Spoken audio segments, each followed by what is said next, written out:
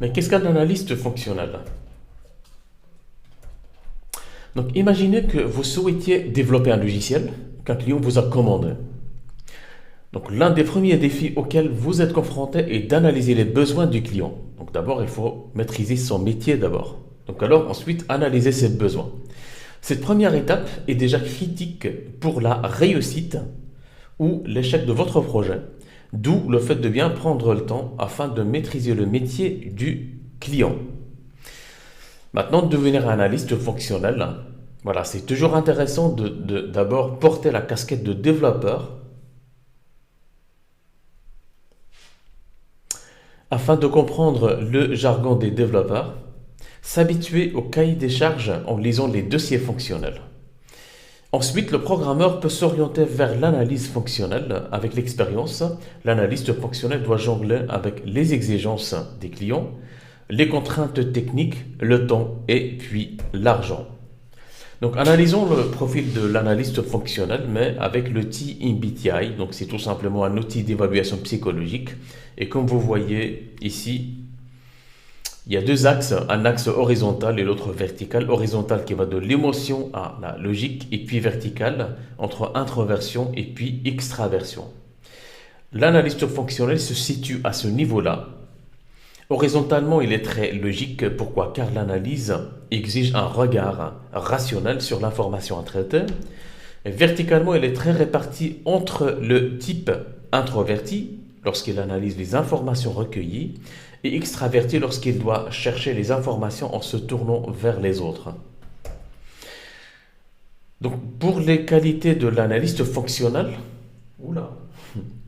Donc alors, il doit être réceptif, comme vous voyez le petit bonhomme à ma droite là, donc il est réceptif. Donc il doit offrir une écoute active à son interlocuteur afin de bien saisir son message. Donc l'écouter, c'est comprendre ce qu'il dit, c'est lui poser des questions. Ensuite, il doit avoir la qualité d'observateur. Donc il crée des liens entre les informations reçues, les rendre cohérentes afin de voir quels sont les bons chemins à prendre. Et puis, il doit être structuré et méthodique.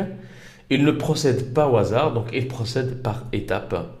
Et il s'adapte rapidement à l'environnement du client et à la technologie afin de mettre rapidement de nouvelles solutions. Et il doit avoir un esprit de synthèse. Donc, il doit savoir rassembler les informations reçues, donc les classer, les trier, les structurer dans sa documentation par un système juste et clair pour tout ça. Il doit remettre en question son travail, donc pour ça, il va vérifier son travail par lui-même et ensuite par d'autres intervenants afin de minimiser les erreurs. Parce que plus les erreurs sont détectées tôt, moins elles auront de l'impact par la suite. Donc il doit être proactif, voilà, comme vous voyez. Donc il ne laisse pas traîner les problèmes dès qu'il les voit. Et il entreprend les démarches pour les résoudre ou signaler leur existence. Il doit avoir une capacité à travailler en équipe, c'est très important.